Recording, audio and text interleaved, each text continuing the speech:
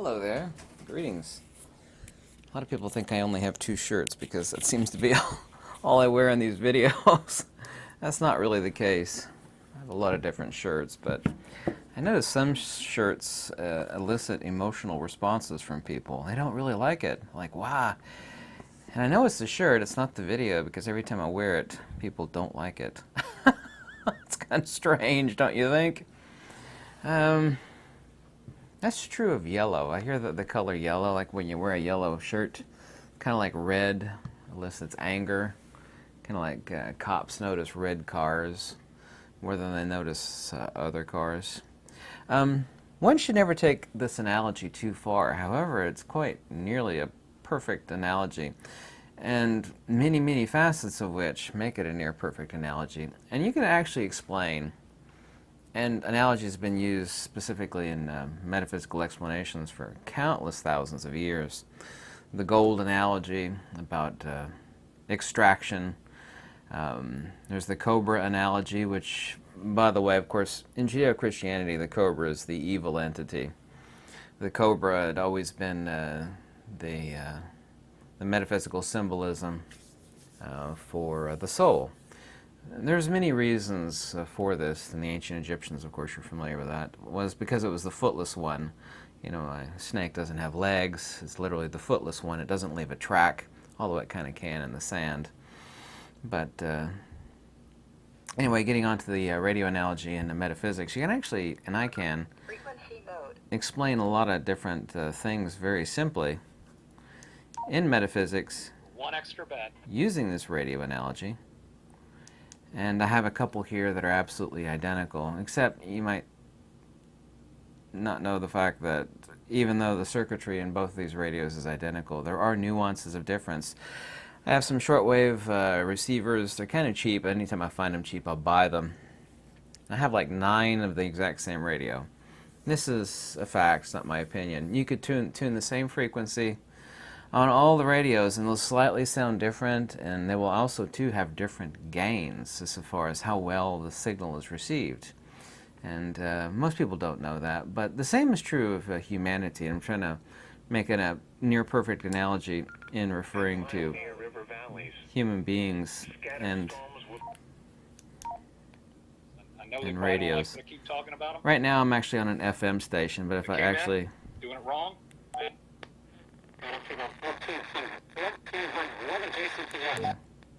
People quarantine. If I tune outside of the range, you know, this is detuning the signal, but there's a lot of things that can actually detune the reception of the signal. And human beings, I'm going to try to make a near perfect analogy between human beings and what we are, and metaphysical principles, both Greek, Indian, and Egyptian, in the radio analogy.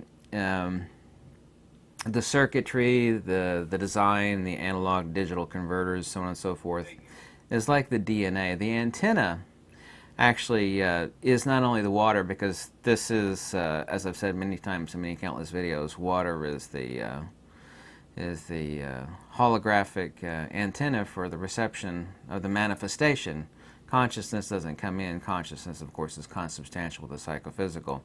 But the antenna is the water, and also too the design, which is the gain. Now you'll notice, even though both these radios are identical, this one actually has I think this is a diamond antenna, not that it's important, a diamond high gain antenna. So I could tune both of these to the exact same frequency, but this one will have better gain. The actual signal to noise ratio is superior on this, and this is true of human beings when it comes to how they're born. We have differences in DNA that's able to tune the divine better and actually able to discern it better.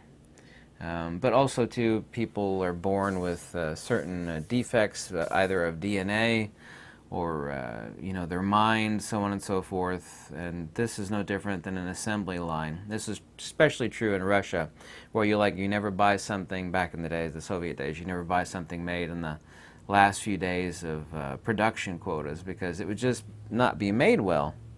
So we have differences of design where the exact same thing essentially is has a different means whereby which to receive the signal, and also too, therefore, the interpolation and the broadcast, because the signal is not the same as the broadcast. I'd like to get to that here shortly.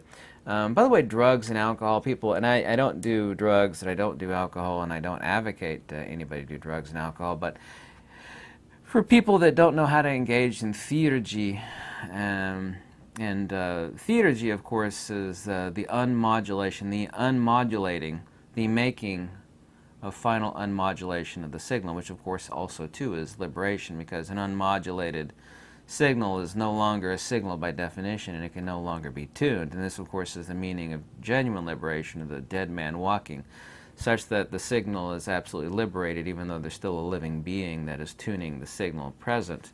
But drugs and alcohol are specifically detuning. You're temporarily damaging the radio, just like taking this outside the frequency range of the signal. Noon Eastern Daylight Time weather. That's NOAA weather radio.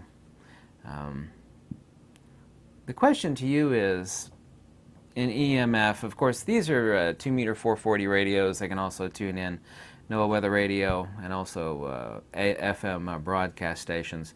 Can you tune in an unmodulated signal? A signal wouldn't be unmodulated by definition, but could you tune it in? The only thing any radio does, just as, and human beings are nothing other than a pile of dust without water. Water is the polar antenna for life to manifest. It is literally the antenna for the consubstantiality between matter and spirit to manifest, therefore which you have life. You have the matter, and of course the water is the intermediary or the antenna. These radios, even though these are not expensive radios, you can take the most expensive Yaesu or ICOM handheld radios and unscrew the antenna, and very, very quickly, you know, you have an extremely expensive, useless radio. If you try to hit broadcast on it, you'll actually burn it up because the signal has nowhere to go. It can't tune anything, it can't do anything. So this is true of human beings, how they damage their bodies. You know, they do drugs or alcohol, or also too they may be born with these defects wherein which the components of the radio, in the case of human beings, is damaged. So no, you can't tune an unmodulated signal. It's impossible. This is liberation by definition. These things only tune, you know, the transverse components measured in frequency and wavelength of EMF, say electromagnetic frequency or electromagnetic radiation. Specifically, it's just a coaxial compounded circuit, no different than light. I mean, these things actually tune light. Human beings aren't taught that to think that way too. There's no distinction between light and the countless frequencies that these tune in and also too broadcast on. But it is light. It is all one and the exact same thing. Visible light is no different than gamma radiation than it is from electromagnetic radiation, which is a transverse coaxial circuit measured in frequency and wavelength. But getting back to the radio analogy, so different radios, for example, will tune the exact same signal and interpret it differently. This is a palpable, demonstrable fact. Most people don't have like 10 copies of the exact same radio, but I mean anybody could demonstrate this to themselves. So. And that's the difference in the nuance of the components, the resistors, the analog digital converters. There might be too much solder on one spot of the AD converter, and that will cause it to interpolate the signal different. Because when you turn on any radio, you're not listening. Information statement. Spotter activation will not.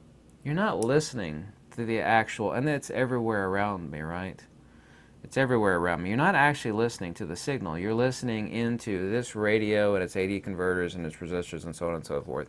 And the antenna, because this same signal, even though it is audibly imperceptible, with this antenna the exact same frequency and all the other components will actually give you a different broadcast on the exact same frequency. So the broadcast is perfectly analogous to human consciousness. Consciousness goes no further than the psychophysical, in the case of the human being or in the case of the radio. It goes no further than that. And it's also the storehouse of conventional existential memory, you know, what we ate yesterday, you know, our childhood experiences. This is why people, you know, forget their life's experiences when they die. People talk about, well, what happens when we die? You know, like, well, what happens when you smash the radio? You are not the radio. What happens to the signal when the radio is smashed? I mean, if I whip out a hammer and, you know, whip out a hammer and smash this radio to hell, do you consider yourself to be this psychophysical constituent of components composed of water, DNA, and dust, essentially? Calcium, carbon elements? No, you're not. People say, what happens when we die? It's like, what makes you think you are that which dies? There is no signal in the radio. The manifestation of the broadcast is life, is conscious awareness. Near perfect radio analogy, but don't take the radio analogy too far. So, death is the breakdown or one or more components of the radio. You know, these wear out eventually. People don't treat them well. You know, there might be a design flaw where you end up with corrosion on the soldering board. Also, too, humidity causes corrosion. And the same thing in the breakdown of the human body. So, the Greeks called this health of many things working in harmony, and they called it eugata. So, in the case of a human being, just as in the case of this radio, I have to have the antenna, which has greater or lesser gain. Both of these are the same radio, but different antennas, so it has better gain. I have to have the components working together. I have to feed the body food to keep it working, and that, of course, would be analogous to the batteries on the radio. But there's no signal in the radio, nor is there a soul in the body, but that's, of course, not a denial of the signal, nor of the soul. We'll say, well, there's no soul in the body. It's like, oh, you're an atheist. By the way, true atheism is metaphysical atheism. We can forget about this God, no God stuff. People don't know this.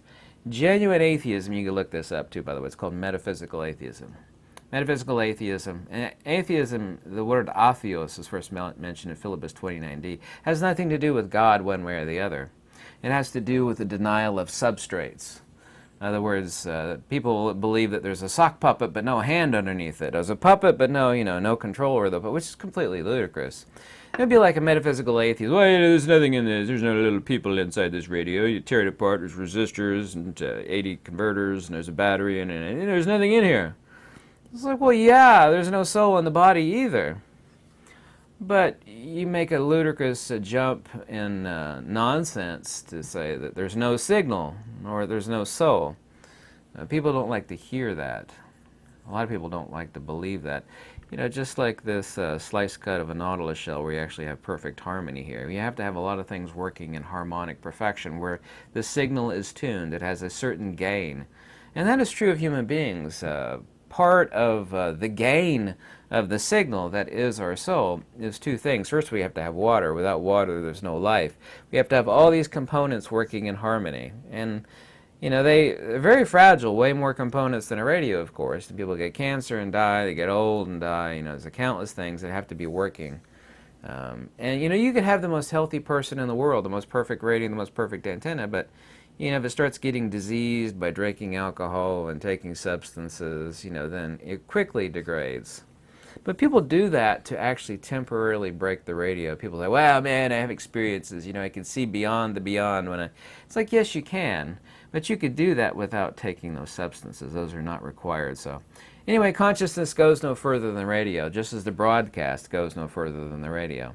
This is the broadcast and not the signal. The signal is one thing, the broadcast is another. The broadcast is the interpolation of the signal by the radio, just as consciousness is an interpolation of the substrate signal, which is antecedent to this body. People say, well, there are many souls or one. Answering that question is not difficult, but it's hard to explain. It'd be like seeing, I don't know if you've ever done this before, taking a bubble bath, and you have I haven't had one in like 20 years, a bubble bath anyway. You know, have a single light shining in a pile of soap bubbles. You'll see 1,000 different lights reflected in each little tiny soap bubble. So you have one ultimate substrate, but you have the individuation of that empirically manifest. It's kind of fascinating to see that. You'll take one light and you have a pile of soap bubbles. You'll see each little light repeated over and over again many thousands of times, thousands of times and thousands of soap bubbles. So. No, you can't tune an unmodulated signal. You know, this is genuine liberation by definition. It is no longer tunable. An unmodulated signal has no transverse component or footprint whereby which it can be tuned. You know, This is the meaning of the word Tathagata. This is the meaning of the word Brahman. This is the meaning of the phrase Tattvamasi, the meaning of the phrase Aham Brahmasmi. Suvimutta Chitta Bandham. The thoroughly liberated chitta, or nous, or spirit, means nirvana. Bhava Nirodha Nibbana. Here's a near perfect radio analogy. Let me translate this ancient Prakrit phrase. Bhava Nirodha Nibbana. The subjugation of becoming means nirvana. That's no different than saying the signal has unmodulated. Liberation, by definition, is having the signal realize that it is not in perturbation, because a modulation is a perturbation. Bhava Nirodha, the subjugation of becoming. Bhava Nubhava, which means becoming and rebecoming, is nothing other than modulation driven by, powered by primordial agnosis. An unmodulated signal is untunable. So think about that for a second, because if you understand that, you will understand 90% of fundamentally what all true, genuine, hardcore metaphysics teaches vis-a-vis the Greeks, the Indians, and the Egyptians. That's a fact. That's not my belief. So, people today, unfortunately, due to environmental constituents, people don't realize, when you turn on a radio, they think, or a cell phone, like when you use your cell phone, it's like the signal, your phone rings, you pick it up, it's like there's a signal directed to your phone. It's like, no, the signal is going out everywhere. You are literally experiencing, through the electromagnetic perturbation of the ether, which is all a field modality is, billions of phone calls simultaneously, broadcast from everywhere. People could literally see the countless billions of frequencies that are passing through and disturbing their body every microsecond. It would freak them out. People today suffer from huge interference. Specifically, it's harmonic destructive interference.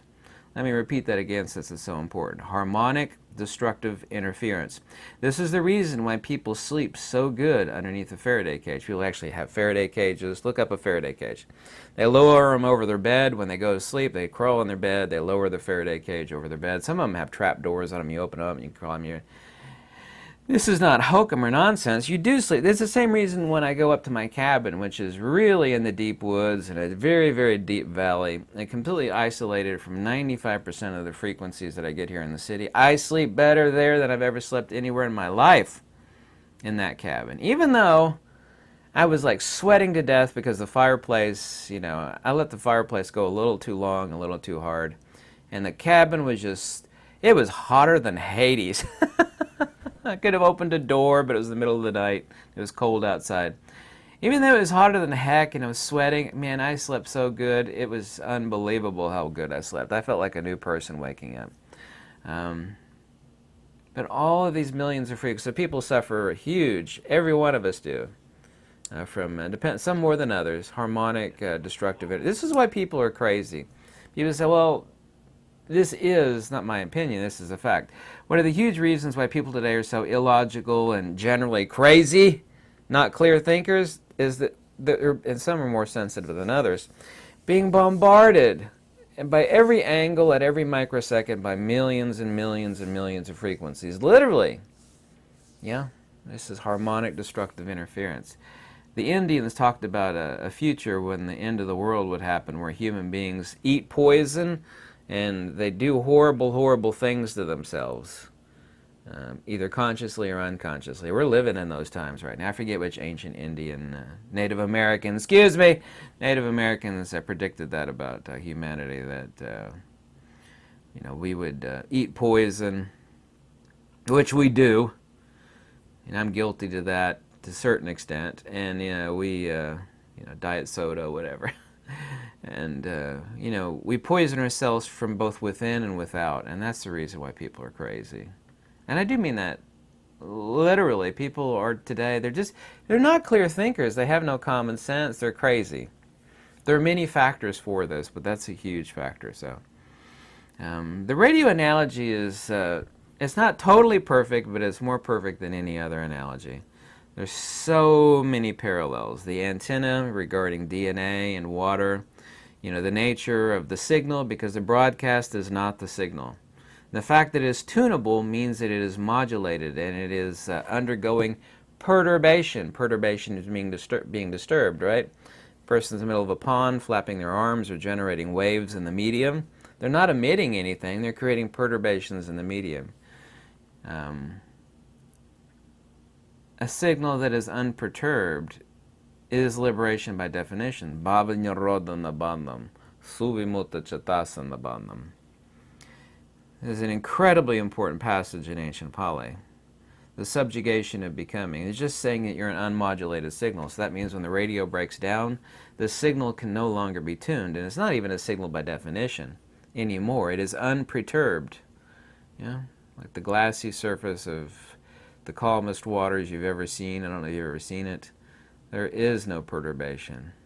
You know, it's like the water, if it's perfectly clear water, it almost becomes invisible. I've seen this a few times in my life. It's totally undisturbed, and it's perfectly clean, and it looks invisible. It's like it's not. You can't tell. It's like there's water there. You know there's water there, but you can't see it. It's basically invisible. And the same is true of the. You can say the soul, if you like. The Greek word is nous. The Pali word is chitta. You could call it the Pali word Atan, which is also to the Sanskrit word Atman, but anyway, it's the radio analogy. Remember, you are not this. This is what people think they are. This is what they see when they brush their teeth in the morning. You know, get in front of the mirror. You are not this. You are the signal. You are not the radio. You're not the antenna. You are not the resistors, components, the battery, and you're not the broadcast. The broadcast is perfect analogous to a consubstantial consciousness. So, anyway, I hope you liked this video and it cleared some things up. And if you do, any donation is warmly welcome. Or you can tell me how much you hated this video. Thanks so much and have a lovely day.